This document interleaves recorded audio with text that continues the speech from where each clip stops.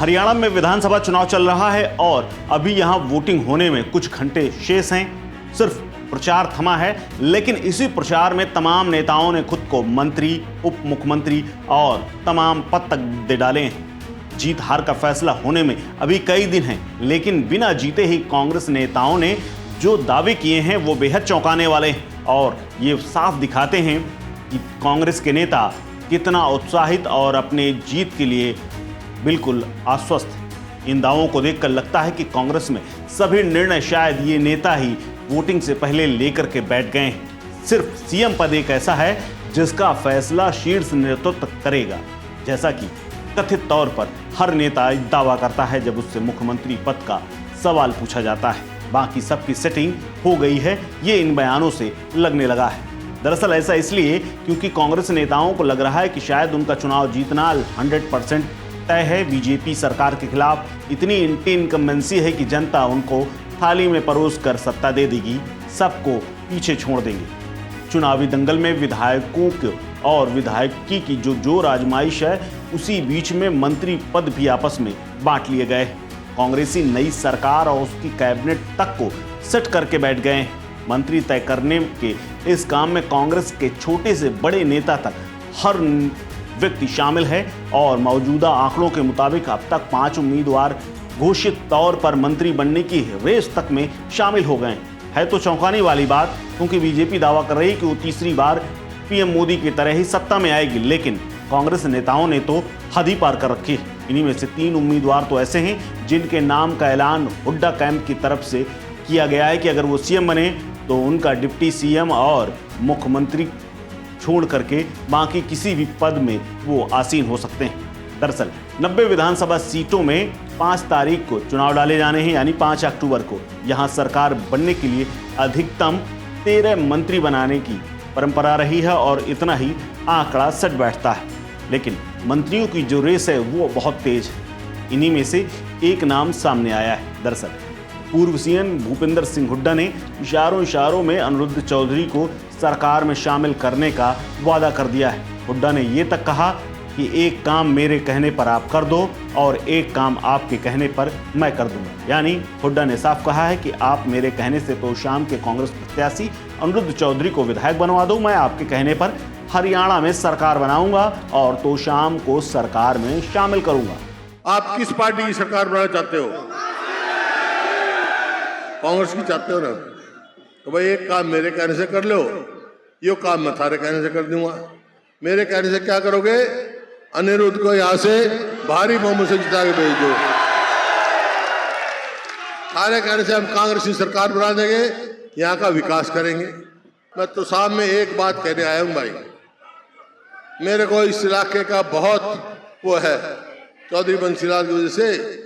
देखो हरियाणा में कांग्रेस की सरकार बन रही है ना, तो भाई एक काम करो, मैंने सदैव जब मैं मुख्यमंत्री बना तो शाम को सरकार का हिस्सा बनाया, साझीदार बनाया था ना। तो भाई आज कांग्रेस की सरकार बन रही है, मौका है अनिरुद्ध को एमएलए बना के सरकार में साझा कर लो भाई तुसाम का।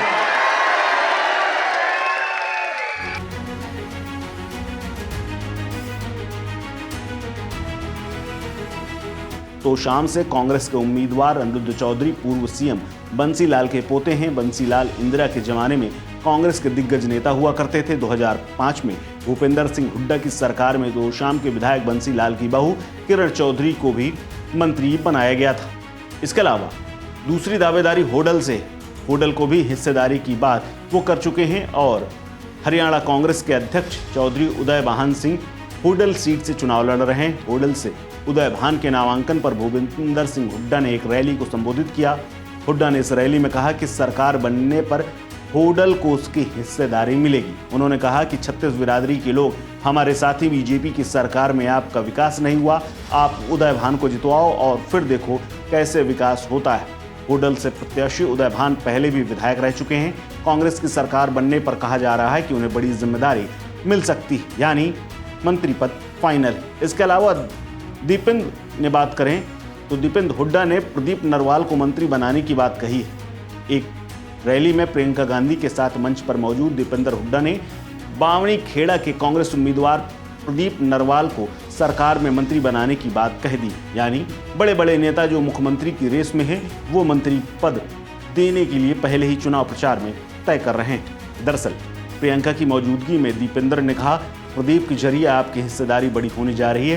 प्रदीप सिर्फ विधायक बनने के लिए नहीं लड़ रहे हैं। दीपेंद्र ने तो आगे दावा किया था कि प्रदीप को आप विधायक बनाओ, हरियाणा सरकार में इन्हें मंत्री बनाएंगे। बावनी खेड़ा से कांग्रेस के उम्मीदवार प्रदीप नरवाल को गांधी परिवार का करीबी भी माना जाता है। इसके अलावा दलित समुदाय से आने वाले प्रदीप को टिकट दिलाने में भी गांधी परिवार ने ही बड़ी भूमिका निभाई थी। प्रदीप यूपी के सह प्रभारी हैं और प्रियंका गांधी के साथ काम कर रहे हैं। इसके अलावा चिरंजीव को लेकर के भी बात की जा रही है। चिरंजीव राव जो कि दामाद हैं लालू प्रसाद यादव के, उन्होंने तो डिप्टी सीएम पद की घोषणा कर डाली है। कांग्रेस के कद्दावर नेता कैप्टन अजय यादव के बेटे राव चिरंजीव सिंह डिप्टी सीएम बनने का वादा कर चुके हैं। रेवाड़ी में एक रैली को संबोधित करते हुए चिरंजीव ने कहा था कि सरकार आएगी तो इस बार डिप्टी सीएम का पद यहां पर लाऊंगा। कैप्टन अजय यादव भूपेंद्र सिंह हुड्डा सरकार में मंत्री रह चुके हैं। वर्तमान में वो कांग्रेस के ओबीसी सेल के अध्यक्ष हैं। 2019 के चुनाव में चिरंजीवी पहली बार रेवाड़ी से जीतकर विधायक बने थे और अब एक बार फिर से चुनावी मैदान में हैं। लालू यादव और उनका परिवार भी लगातार चिरंजीवी के लिए खुलकर सोशल मीडिया पर बैटिंग कर रहा है। इसके अलावा नीरज का नाम भी डिप्टी सीएम के पद के लिए आगे चल रहा है और ऐसा करीब करीब फाइनल माना भी जा रहा है, क्योंकि फरीदाबाद एनआईटी के कांग्रेस उम्मीदवार नीरज शर्मा भी विधायक की जीतने पर मंत्री बनने की बात पहले कर चुके हैं। एक रैली में तो नीरज ने तो यहां तक कह दिया कि हुड्डा साहब से बात हो गई है, सरकार आने पर वो मुख्यमंत्री बनेंगे तो मैं छोटा हूं तो डिप्टी सीएम बन जाऊंगा। यानी दावे देखिए ऐसे ऐसे जो किसी को भी चौंका दे। आपको बता दें कि नीरज के पिता हरिमोहन शर्मा हुड्डा सरकार में मंत्री रह चुके हैं। 2019 में नीरज पहली बार फरीदाबाद एनआईटी से जीत करके विधायक बने थे। नीरज के पक्ष में कांग्रेस के दिग्गज नेताओं ने चुनाव प्रचार किया है और अब उनके दावे के बाद पूरे कांग्रेस में खूब चर्चाएं हो रही। लेकिन देखना होगा कि 5 अक्टूबर को जब वोटिंग होगी तब ये दावेबाज यानी जितने नेताओं ने दावे किए हैं, क्या ये वाकई में जीत कर विधायक बनेंगे, क्योंकि पहली परीक्षा तो विधायक बनना है और अगर विधायक बने फिर उसके बाद फाइनल होगा मंत्री कौन बनेगा और कौन डिप्टी सीएम, क्योंकि मुकाबला हरियाणा में कांटे का है और दावे भले ही सबके अपने अपने अलग हों, लेकिन अभी भी बीजेपी ने मैदान नहीं छोड़ा है। इस खबर में फिलहाल इतना ही। अपडेट्स के लिए बने रहिए वन इंडिया हिंदी के साथ। नमस्कार।